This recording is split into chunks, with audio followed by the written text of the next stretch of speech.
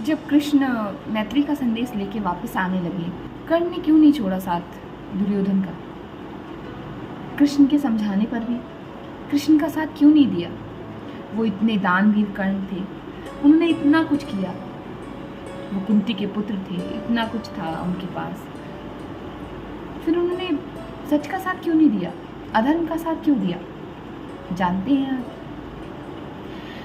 जब कृष्ण मैत्री का संदेश लेकर गए थे वहाँ सभा में, दुर्योधन की सभा में गए थे, और जब वहाँ से वापस आ गए, जब वो नहीं माना, 5 गांव तक देने को तैयार नहीं हुआ, तो जब वापस आ रहे थे तो विदुर क्या रुके थे?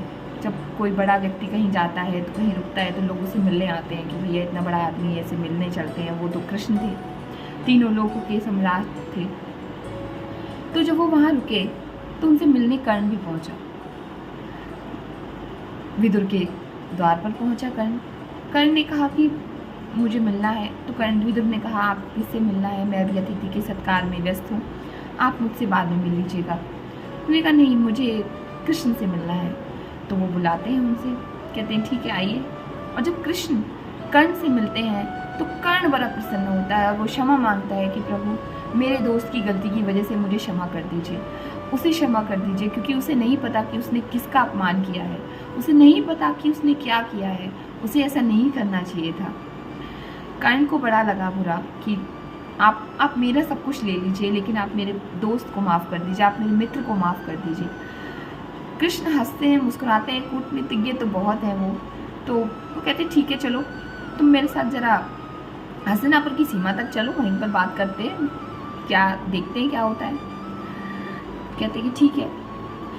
हस्तिनापुर की सीमा तक वो जब पहुंचते हैं तो कर्ण उनका रथ चलाता है। कहते हैं ना कि कोई बड़ा आदमी जब आपकी गाड़ी में बैठता है ना तो आप ड्राइवर से गाड़ी में चलवाइए, आप फिर खुद चलाइए और खुद ही फिर सब मैनेज करिए।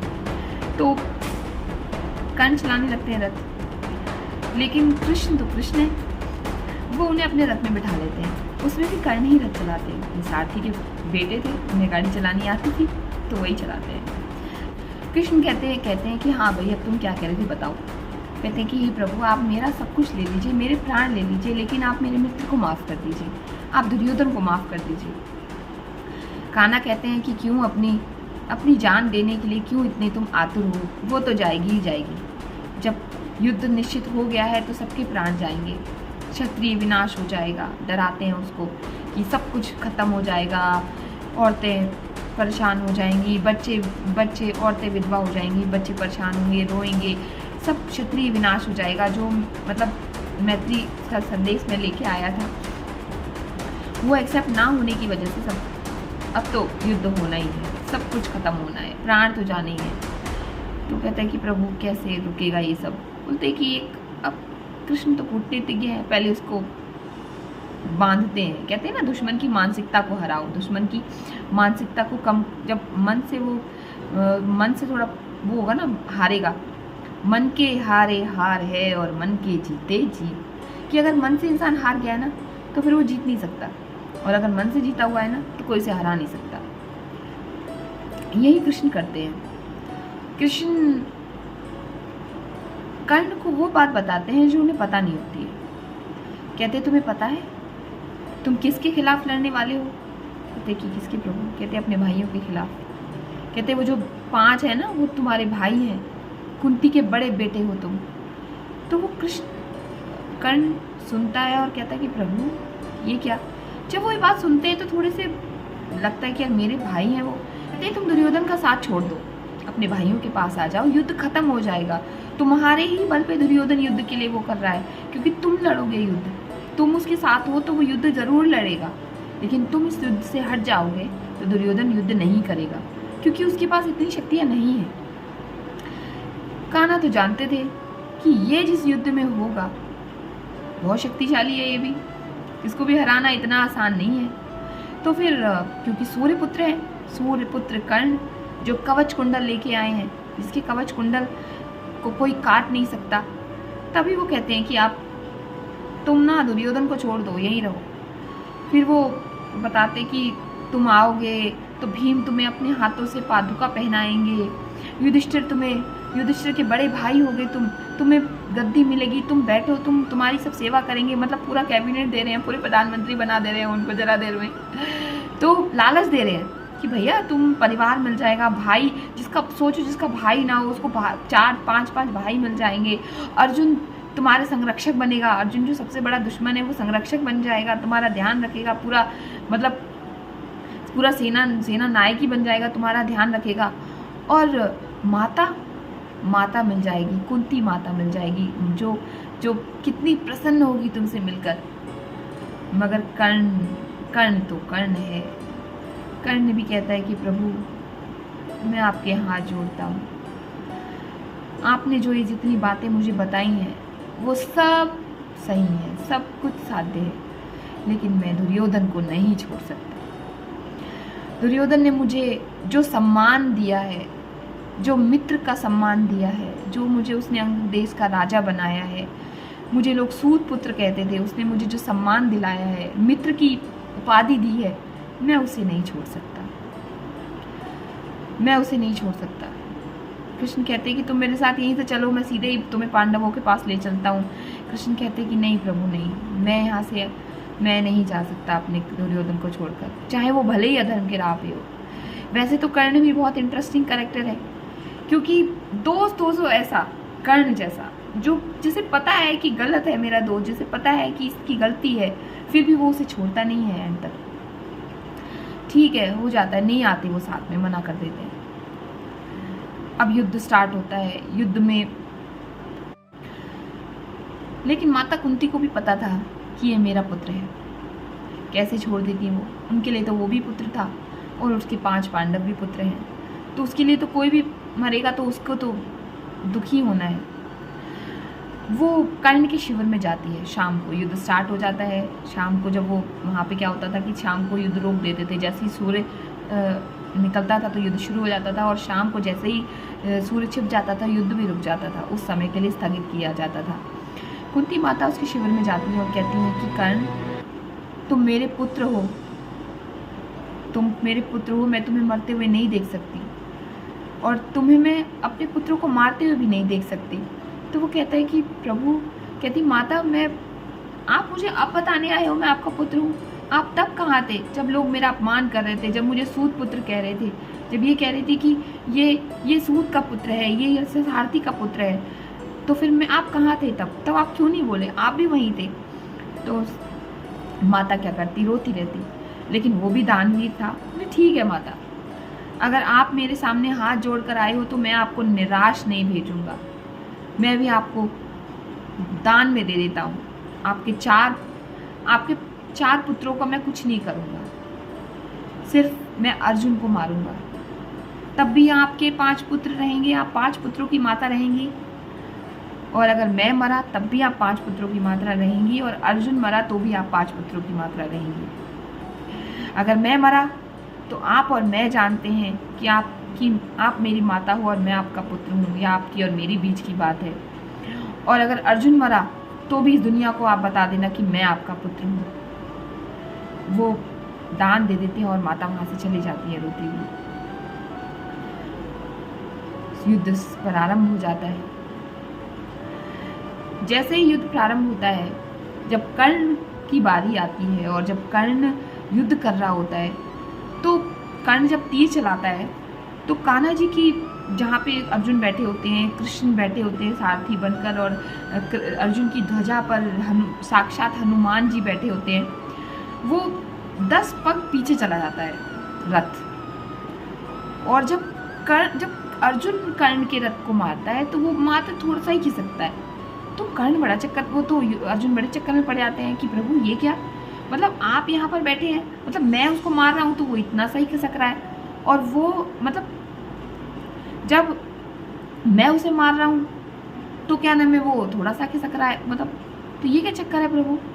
तो वो कहता है, कृष्ण जी कहते हैं, मुस्कुराते हैं और कहते हैं, देख कितनी शक्ति है उसमें, तेरे रथ पर मैं बैठा हूँ, तीनों लोगों का स्वामी बैठा है, ध्वजा पर हनुमान जी बैठे हैं, तब वो तेरे रथ को हिला दे रहा है, और तू उसके रथ को नहीं हिला पा रहा, वो देख अकेला है।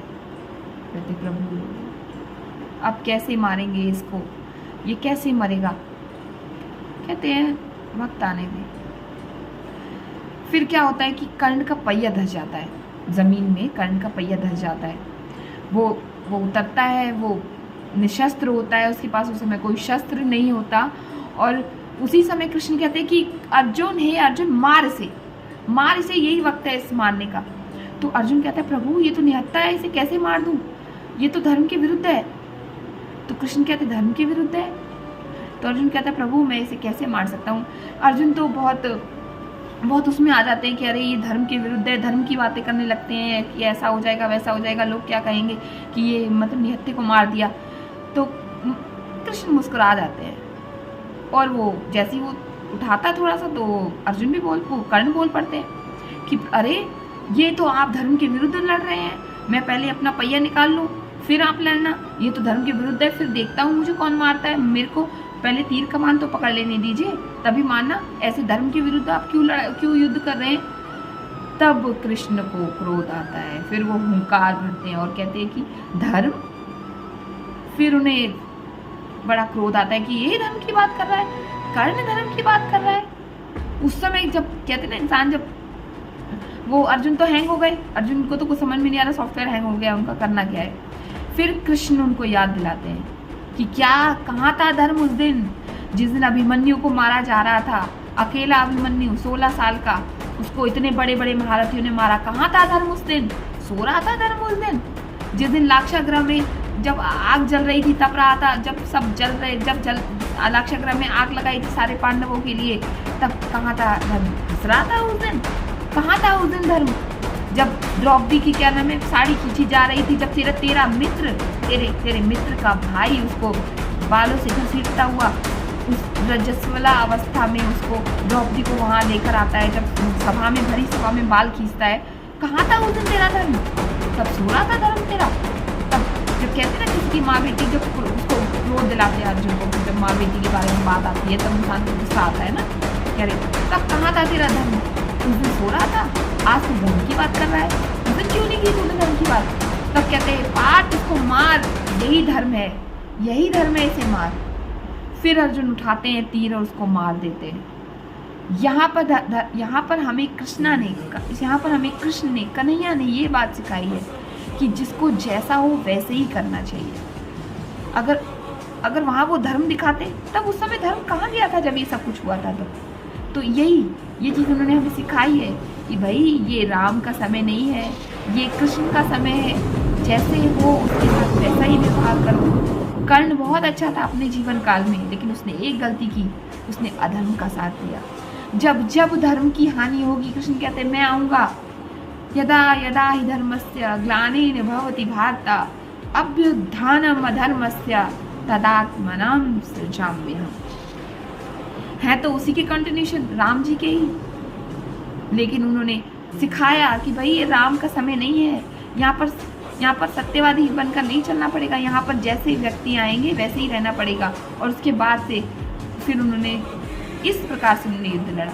मैं तो मतलब जब महाभारत मैंने देखी पढ़ी थोड़ी तो उसमें ऐसा लगता है कि यार अब कान्हा जी कुछ करेंगे, अब कान्हा जी कुछ करेंगे, अब कान्हा जी कुछ करेंगे, लेकिन कान्हा जी कुछ नहीं करते, सब होने देते हैं। लेकिन उसमें क्या है, उसके बैक से उसमें क्या सिखाया जा रहा है। महाभारत का एक एक कैरेक्टर, महाभारत की एक एक चीज़ हमें सीख दे रही है, इस जीवन को जीने की सीख दे रही है कि हमें किसके साथ कैसा रहना है, हमें कैसे जीवन को व्यतीत करना है। हम भूल जाते हैं, हम चीज़ों को मैनेज नहीं कर पाते, इसीलिए हम अपने जीवन में फेल हो जाते हैं। तो हमें सक्सेस पानी है तो हमें ये चीज़ें पढ़नी पड़ेंगी, ज्ञान अर्जित करना पड़ेगा, नहीं तो फिर हम कोई फ़ायदा नहीं होगा फिर हमारे इतने ग्रंथों का, इतनी चीज़ों का। तो ये था करेक्टर कर्ण का, जो बहुत दानी था, जो ऐसा करेक्टर है जिसे लोग अपने चैप्टरों में पढ़ते हैं, अपनी किताबों में पढ़ते हैं, अपनी हमारी किताबों में पूरा उनका वो दे रखा है, वृत्तांत दे रखा है, उनके बारे में बता रखा है।